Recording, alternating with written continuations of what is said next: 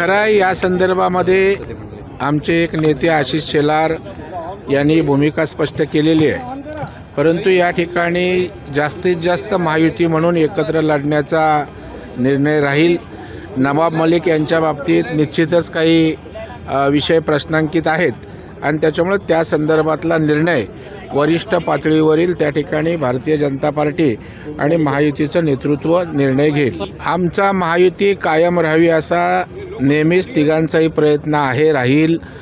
स्थानिक स्वराज्य संस्थांच्या निवडणुका यापूर्वी अशाच प्रकारच्या स्थानिक स्तरावर लढल्या जायच्या. 3 पक्ष सोडा, एका पक्षात पण नगरपालिकांमध्ये 2-2 गट 3-3 गट एकमेकांच्या विरोधात लढलेले आहेत. कारण स्थानिक स्वराज्य संस्थांची निवडणूक ही कार्यकर्त्यांची निवडणूक असते.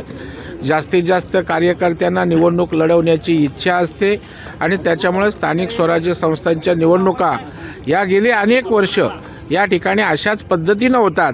आता आमच्यातच त्या ठिकाणी समोरासमोर काही ठिकाणी आल्यामुळे तो मोठा चर्चेचा विषय झाला. नाही, या ठिकाणी तिन्ही पक्ष हे पक्षाला मानणारे अशा प्रकारचे कार्यकर्ते आणि नेते आहेत आणि त्याच्यामुळे स्वाभाविकपणे एका ठिकाणी अनेक पक्षाचे लोक इच्छुक असू शकतात.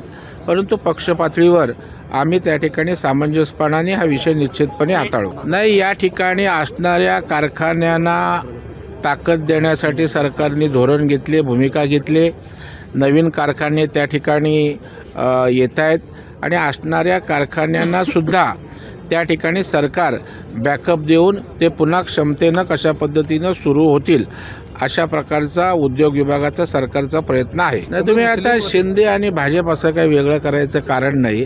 आम्ही महायुती म्हणून असू तर मतदार त्या ठिकाणी शिवसेनेला वेगळं आणि भाजपला वेगळं असं आमची भूमिकाही नसणार. आणि आता स्थानिक स्वराज्य संस्थांच्या निवडणुकीतसुद्धा अनेक मुस्लिम मतदारांनी भाजपलासुद्धा मतदान केलेलं नाही. शरद पवार साहेब या देशाचे एक मोठे नेते आहेत. महाराष्ट्राच्या राजकारणावर सातत्यानंचा प्रभाव राहिलेला आहे आणि कुठल्याही पक्षाचे राजकीय कार्यकर्ते असो, पुढारी असो, शरद पवार साहेबांचं मार्गदर्शन हे निश्चितच महाराष्ट्राला दिशादर्शक राहिले आणि देशाच्या राजकारणात महाराष्ट्राचा एक ताकदवान नेता म्हणून शरद पवारांची ओळख सातत्यानं राहिले. त्या वाढदिवसानिमित्त मी पवार साहेबांना शुभेच्छा देतो. आई जगदंबा त्यांना उदंड आयुष्य देवो. त्यांचा अनुभव महाराष्ट्राच्या प्रगतीसाठी, विकासासाठी त्या ठिकाणी कामी येवो अशी मी त्या ठिकाणी अपेक्षा व्यक्त करतो. ज्या लाडक्या बहिणी 1,500 रुपये घेतात त्याकरता 0% व्याजदराची योजना आणली. 0% म्हणजे बँक 0% देत नाही, बँकेचं 7% कर्ज असतं. परंतु शासनाच्या व्याज परताव्याच्या ज्या 4 महामंडळांच्या योजना आहेत त्या आम्ही शासनाशी त्या ठिकाणी कनेक्ट झालो. शासन व्याजाचा परतावा देतं. आता MTDCच्या आई नावाच्या योजनेतनं त्या ठिकाणी व्याजाचे परतावे येत आहेत.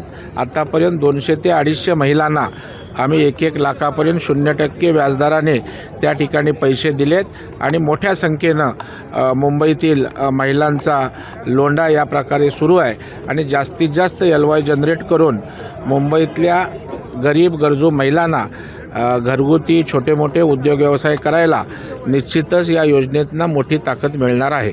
त्यांनी पण आता जरा थांबावं. त्यांचं आंदोलन झाल्यावर सरकारने एक भूमिका जाहीर केलेली आहे. मला वाटतं ती संपेपर्यंत बच्चूभाऊंनी थांबावं. त्यानंतर त्या ठिकाणी त्यांनी भूमिका जाहीर करावी आणि सरकार त्या ठिकाणी अतिशय गंभीर आहे.